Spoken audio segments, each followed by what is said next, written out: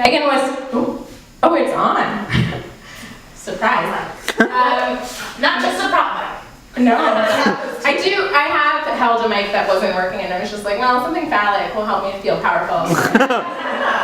But Megan was talking about Just Salad, and every time I walk by a Just Salad, I always picture that marketing meeting where they were like, we're gonna call it salad, and they were like, no, let's make it sadder.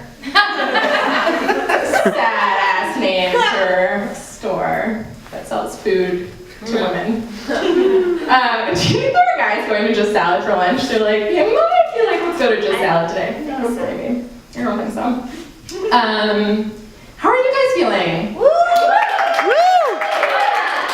That's a lot of positivity pre-holidays. I ask because I care.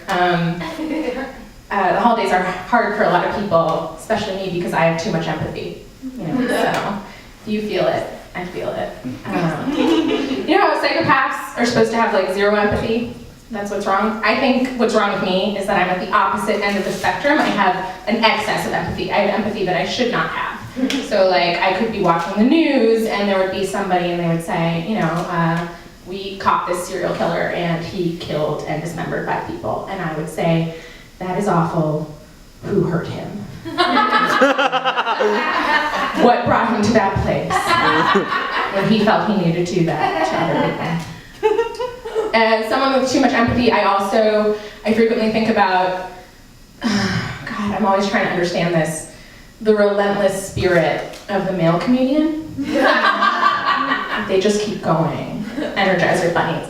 I don't know if I could do it if I was a man. Like, if I told a rape joke and it just sucked all the air out of the room, could I go back to that joke and just keep trying to make it work?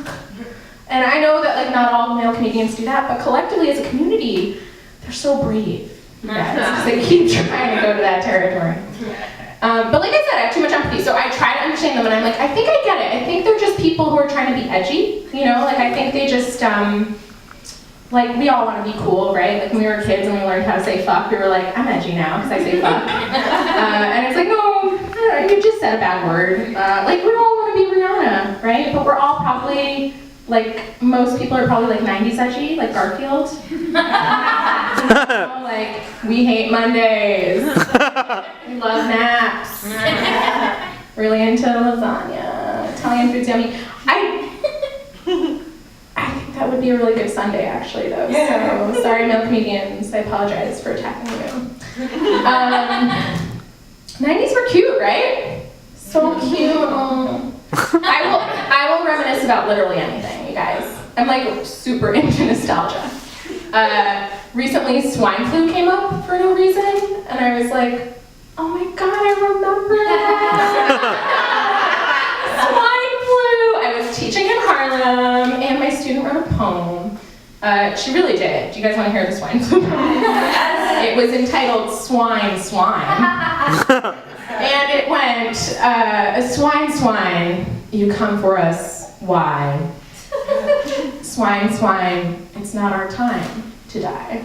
That's a little poem. It's cute, it was a good poem. In the 90s, I think the 90s were the last time when it was like, legally you were allowed to be basic, right? Nobody could tell you. Now, what is with the war on basics? I feel like I've turned a corner. Like, I used to be like, oh, it's so basic. And now I'm like, I think they're having fun. Like, those basics are actually having like a real good time.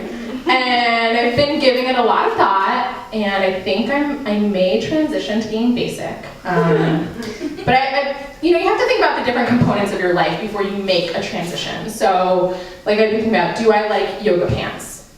Check. Do I love fall? Hell yes. Crunchy leaves, everywhere, nice cold breezes.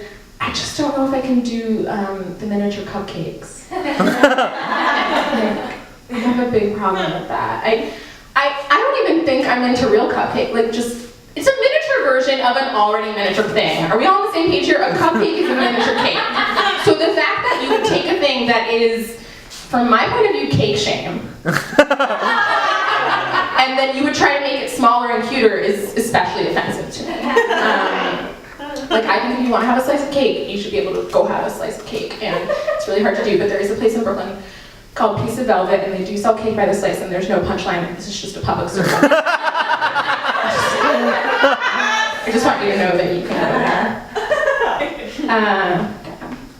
Can you guys tell if I had an ugly cry today, or does it just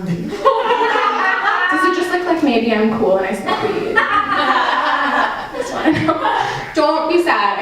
Every time I ask people that, they're like, oh no, is she hurting? And I'm like, no, if I had the ugly cry, that felt really good for me. That is the closest I'm gonna get to experiencing the male orgasm. And I do have female orgasms all the time, but they are different. I feel like when I ugly cry, there's something very specific that happens to me, and my face gets all weird, and I'm like, and there's this tremendous release. I'm like, whoo.